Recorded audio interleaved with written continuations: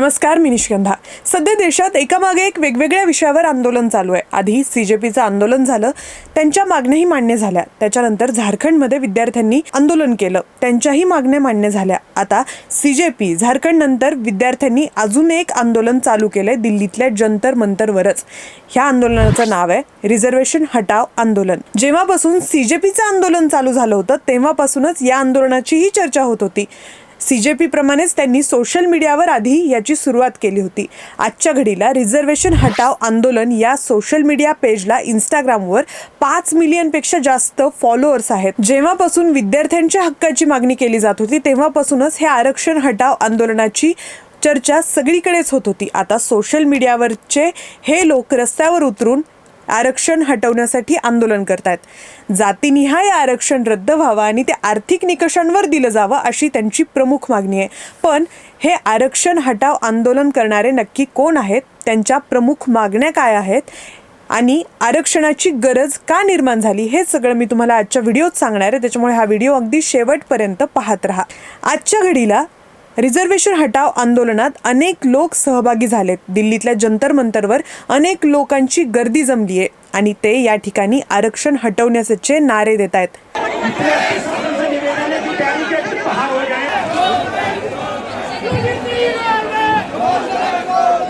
महावीर जब नाम 23 ऑगस्ट 2026 रोजी रविवारी दिल्लीतल्या कॅनॉट प्लेसवर हजारो लोक एकत्र जमले होते आरक्षण हटाव आंदोलन करण्यासाठी.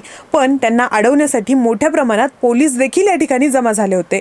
दिल्ली पोलिसांनी आतापर्यंत 20 पेक्षा जास्त आंदोलकांना ताब्यात सुद्धा घेतलंय. पुलिस वाले एक एक को पकड़कर यहाँ से ले जा रहे हैं और लगातार इन लोगों को डिटेन किया जा रहा है. भारी पुलिस बल मौजूद है. आसपास के इलाके में काफी इस वक्त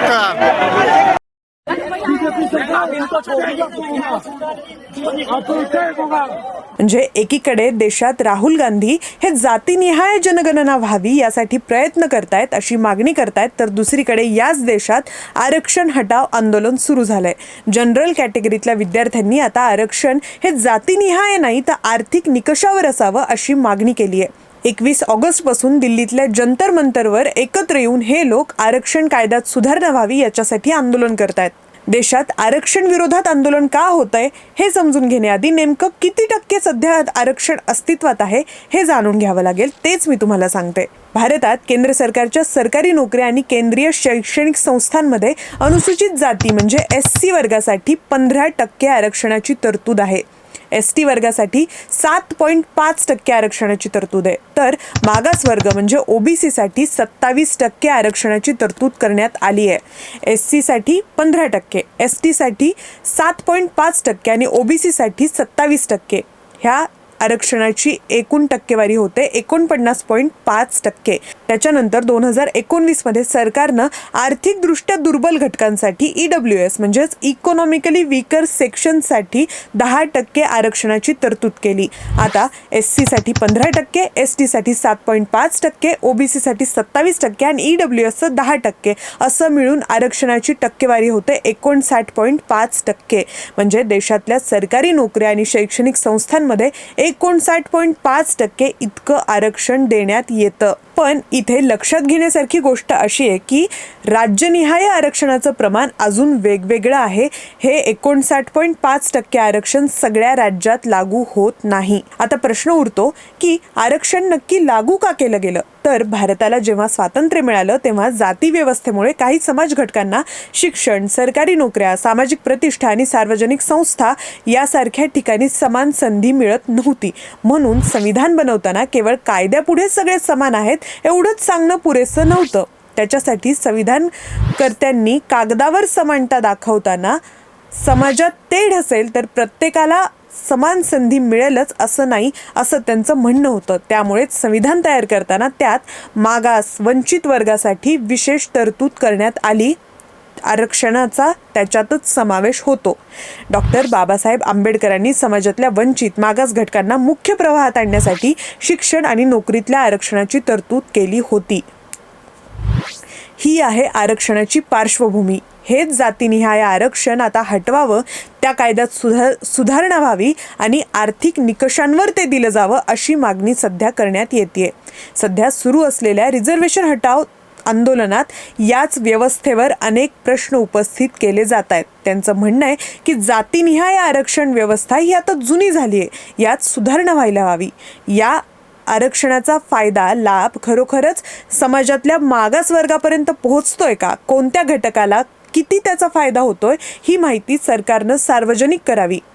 त्याच्यासाठी सध्या आंदोलन करण्यात येत आहे. हमारी ये डिमांड है कि रिजर्वेशन में रिफॉर्म किए जाए, इसका राजनीतिकरण बंद हो, जिसको जरूरतें हैं उस तक जरूरतें पहुंचाई जाए, गांव का गरीब बच्चा अच्छी एजुकेशन लेके अच्छा डॉक्टर अच्छा इंजीनियर बन सके ताकि देश का भविष्य उज्जवल हो.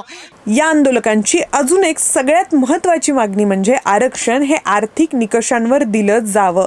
त्याच्यात गरीब आणि श्रीमंत ही कॅटेगरी असावी, ना की ते जातीच्या आधारावर दिलं जावं.